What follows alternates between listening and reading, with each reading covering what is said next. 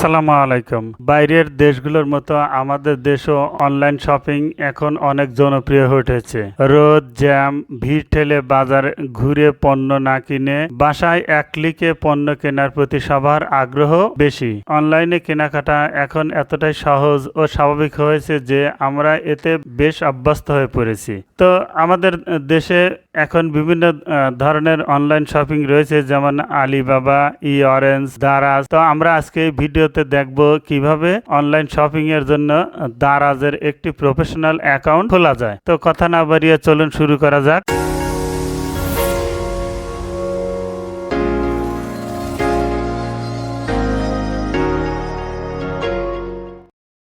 প্রথমে আমরা যাব হলো আমাদের প্লে স্টোর অ্যাপসে। এই যে আমাদের প্লে স্টোর অ্যাপস, এই প্লে স্টোর অ্যাপসের উপর টাচ করি। টাচ করে এই প্লে স্টোরের সার্চ অপশনে লিখব, এই যে লিখলাম Daraz online shopping app BD.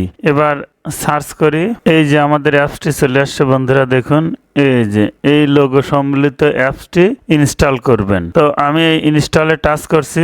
এবার একটু সময় নেবে বন্ধুরা, ততক্ষণ একটু ধৈর্য ধরে অপেক্ষা করি। এই যে বন্ধুরা, আমাদের দারাজ অনলাইন শপিং অ্যাপটি অলরেডি ইনস্টল হয়ে গেছে। এই যে দেখুন, এখানে ওপেন লেখা দেখাচ্ছে। তো আমি এই ওপেন লেখার উপর টাচ করি।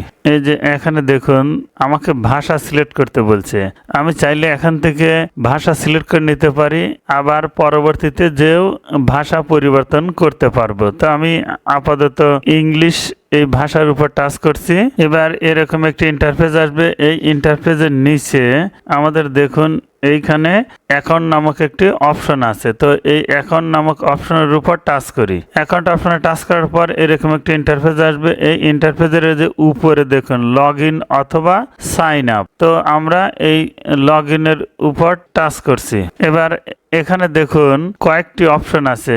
এখানে মোবাইল নাম্বার দিয়ে রেজিস্টার করা যাবে, আবার ইমেল নাম্বার দিয়ে রেজিস্টার করা যাবে, ফেসবুক বা গুগল দিয়েও রেজিস্টার করা যাবে। তো আমি মোবাইল নাম্বার দিয়ে রেজিস্টার করে নিচ্ছি। তো এই জন্য আমি এইখানে একটি মোবাইল নাম্বার বসাই, এবং যে মোবাইল নাম্বারটি দেবেন সেই মোবাইল নাম্বারটি অবশ্যই আপনার নিকটে থাকতে হবে, কারণ ওই মোবাইল নাম্বারে ওটিপি কোড যাবে। তাই মোবাইল নাম্বার দিলাম।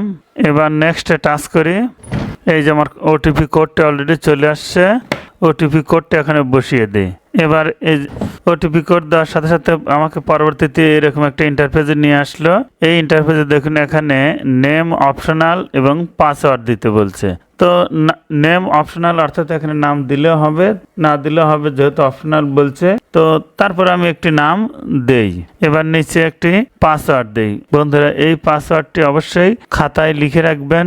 আর পাসওয়ার্ডটি minimum 6 character with number and a letter. 6টি ক্যারেক্টার হতে হবে এবং একটি সংখ্যা এবং একটি অক্ষর হতে হবে। তো আমি দেই।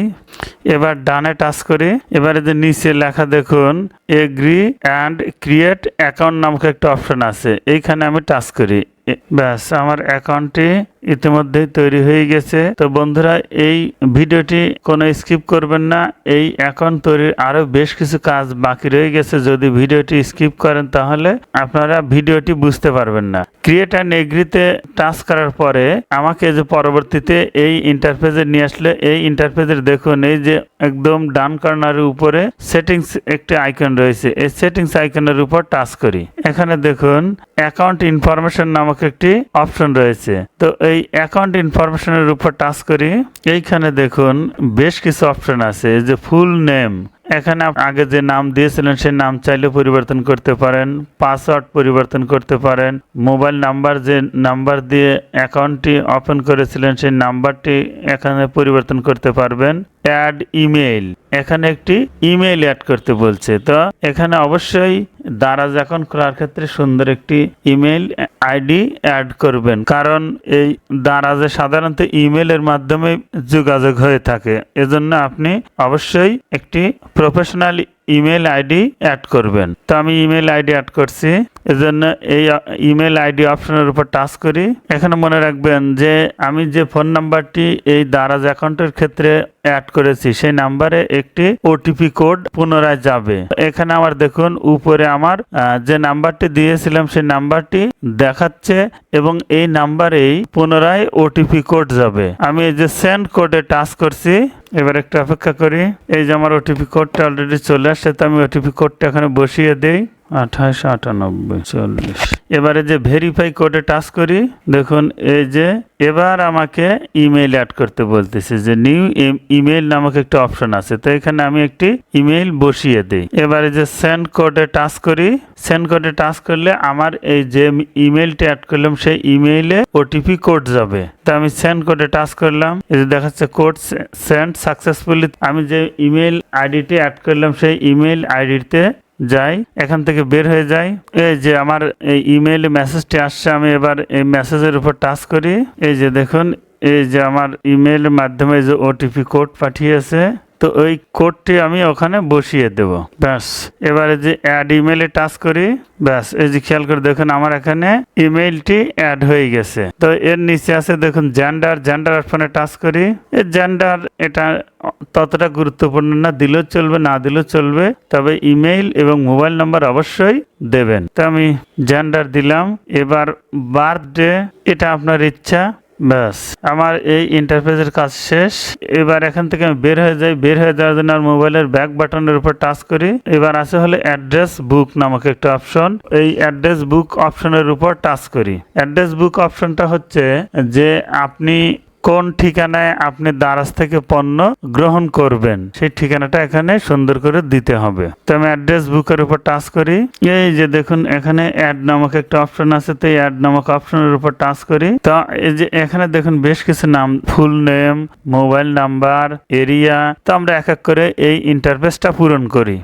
এখানে ফুল নাম দেই। তো এখানে আমি এই ইন্টারফেসটা পূরণ করি, যেমন নেম দিতে বলছে ফুল নেম, তো নেম দিলাম। এবার নিচে একটা মোবাইল নাম্বার দেই।